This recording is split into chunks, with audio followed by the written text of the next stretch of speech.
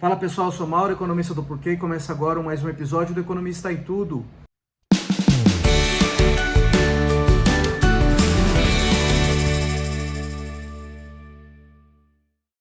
Para você que está chegando por aqui, eu convido a se inscrever no nosso canal e a ligar o sino para receber as notificações. Toda semana 3 vídeos novos e também a visitar o nosso site www.porque.com.br, que tem bastante conteúdo escrito lá. Hoje eu vou fazer uma retrospectiva do que rolou em 2022. Eu estou gravando aqui no dia 19/12. Então vai ser com certeza uma retrospectiva incompleta, porque ainda tem muita coisa rolando, principalmente nessa transição de governo. Nomes ainda a serem anunciados, diretrizes ainda a serem dadas. Mas é o que dá para a gente fazer aqui, ainda com muita incerteza com relação ao ano de 2023. Bom, a gente vai começar falando um pouco dos dados, dados de crescimento e dados de inflação, que assim, foram, eu diria que animadores. A gente ainda teve um crescimento alto, né? Boa parte disso é recuperação ainda da pandemia. Então a gente olha para os dados e vê o setor de serviços ainda puxando bastante o crescimento. E o setor de serviços é o que mais sofreu durante a pandemia, então você teria um pouquinho ali de recuperação que teve, e isso está ajudando a puxar ainda o crescimento foi mais baixo que do ano passado foi o ano da recuperação da pandemia, né? Mas ainda assim um crescimento robusto de 3%, ainda mais quando a gente compara com a média brasileira, que é bem baixa, né? Principalmente nos últimos 40 anos. Com esse crescimento também veio um aumento do emprego. Então a taxa de desemprego caiu bastante nesse período. Do lado da inflação, a inflação abriu o ano ainda muito alta. A gente veio do ano passado de um furo da meta do Banco Central, né? Que o Banco Central tem a meta de inflação que tem que cumprir. Então, no ano passado foi 3,75 do centro da meta, com 1,5 de tolerância para cima e para baixo. Tem um furo de longe. Passou de 10 pontos percentuais a 10% a inflação, então de longe passou do teto da meta, e nesse ano ela abriu bem alta ainda, tá? A inflação de 12 meses passou de 11, tá? Então ela veio assustando bastante, mas no fim do ano ela caiu muito em função de um corte de impostos que teve ali na metade do ano, em gasolina, em combustíveis e em energia. Além disso, o petróleo, que vinha super alto no mercado internacional por causa da guerra na Ucrânia, deu uma trégua também. Então esses dois itens ajudaram a puxar a inflação, principalmente ali no meio do ano. Mas, mesmo tirando o efeito desses itens, aí a gente já vê a inflação perdendo força, tá? Então o Banco Central veio subindo a taxa de juros desde ali do começo de 2021, é um processo que continuou ao longo de 2022, e a gente começa a sentir agora, mais para o fim do ano, a inflação perder força, tá? Mesmo tirando o efeito desses itens que tiveram reduções muito fortes, como energia e combustíveis, tá?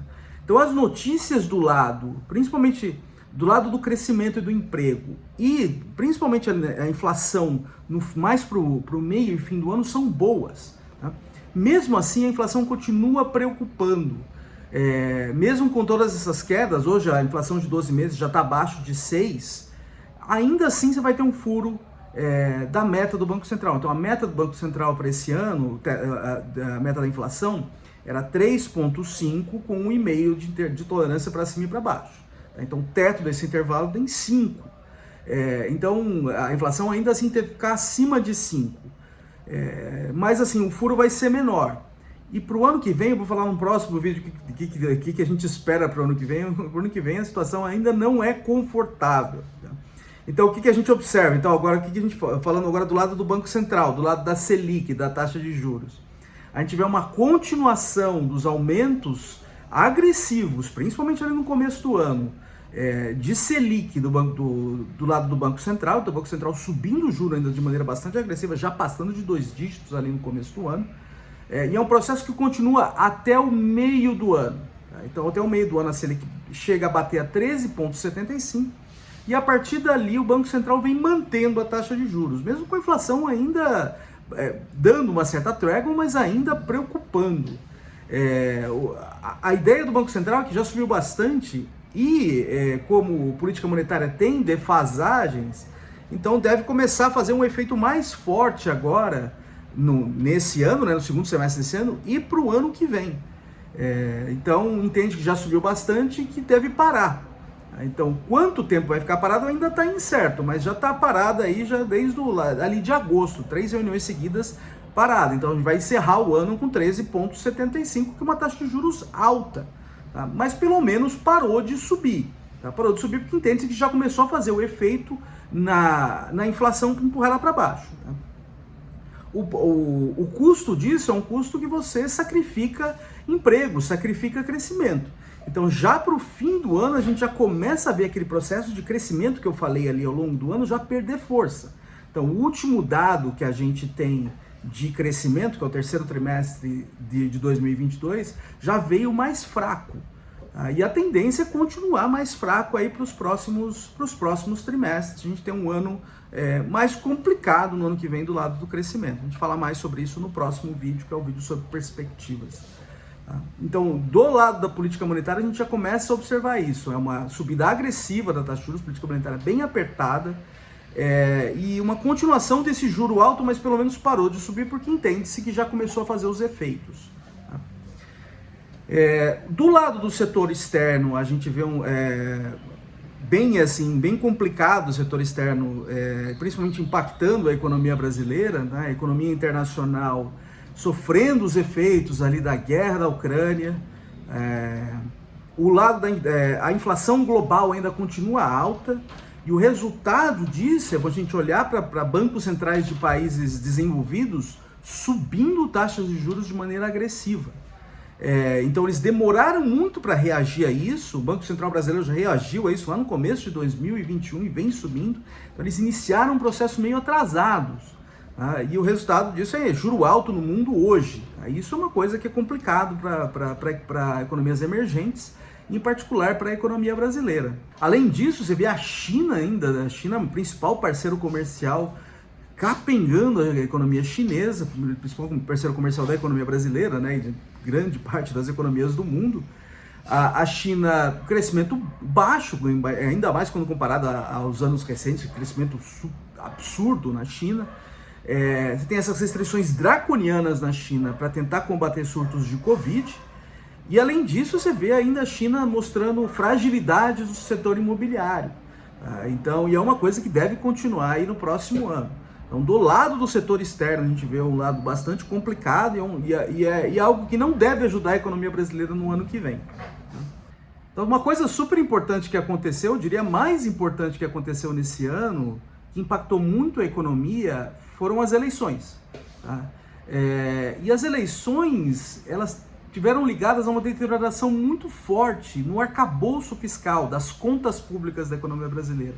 Então, ainda quando a gente olha para os dados, os dados das contas públicas no presente parecem ok. Por quê? Porque você teve um aumento da arrecadação muito forte nesse ano, muito em função do crescimento econômico, que ajuda a puxar a arrecadação de imposto. Você também teve uma deterioração para o futuro das contas públicas, tá? Do arcabouço fiscal. Então, ainda que esteja ok hoje, a hora que a gente olha para o futuro, a coisa não é nada boa. Tá? Isso veio antes da eleição, com os nossos representantes ali no Congresso e do lado do Executivo também, principalmente o presidente Bolsonaro, relaxando regras do teto dos gastos, tá? Para gastar além do teto dos gastos. Com algumas PECs aí que foram aprovadas, né? E depois da eleição, passada a eleição, a gente vê também, foi um sinal já dado pelo presidente Lula no passado, durante a eleição, de que acabaria com o teto dos gastos. Você vê ainda um relaxamento ainda maior com uma nova PEC da transição, em vias de ser aprovada agora, com tudo indica que vai ser aprovada com um gasto muito além do teto, tá? Então, acho que o importante é a gente explicar aqui o que foi o teto dos gastos. Tá? O teto dos gastos, a situação da economia brasileira ali no meio da década de 2010, ela estava bastante complicada do lado das contas públicas e não tinha perspectiva que isso ia melhorar. Tá? Olhava para o futuro, muito provavelmente o Brasil teria um calote ou teria inflação alta. Então quem estava emprestando dinheiro para o país começava ou parava de emprestar ou demandava uma taxa de juros elevadíssima. Tá? Então você precisava de uma âncora fiscal de longo prazo para garantir a estabilidade dessa dívida. A perspectiva de estabilidade dessa dívida. Então veio o teto dos gastos para mudança na Constituição que garantiu que o crescimento dos gastos ao longo do tempo, os gastos federais, não excedesse a inflação. Tá? Então é uma promessa para o futuro inscrita na Constituição, né? Isso dá uma certa credibilidade de que você vai acertar as contas lá na frente. Tá? Só que agora, do mesmo jeito que mudou a Constituição lá atrás, mudou-se de novo agora para aliviar o teto dos gastos. Tá? Então aquela coisa que parecia muito difícil, que é você mudar a Constituição, parece muito fácil. Tá? Então essa promessa para o futuro dos tetos dos gastos, ela fica muito enfraquecida. Tá? Então assim, o teto dos gastos hoje, eu diria que ele não serve para muita coisa.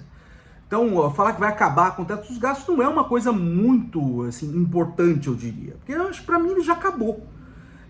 Eu acho que o que precisa agora é uma definição para o longo prazo de uma nova regra fiscal. E é aí que está o enrosco, e é aí que o presidente Lula não está sinalizando. Então a gente está acabando o ano aqui com as contas públicas todas desarrumadas no futuro, mas sem nenhuma perspectiva ainda de como que vão ser arrumadas no longo prazo. Tá? O orçamento atual feito pelo governo Bolsonaro é basicamente uma ficção. Já estava claro que teria um rombo no ano que vem. A questão é como é que a gente vai ajustar para os próximos anos. E é isso aí, acho que está faltando. Tá? E a gente termina o ano dessa forma, sem muita definição. Tá? É isso aí, pessoal. Muito obrigado por ter assistido o vídeo. A gente conversa mais na semana que vem.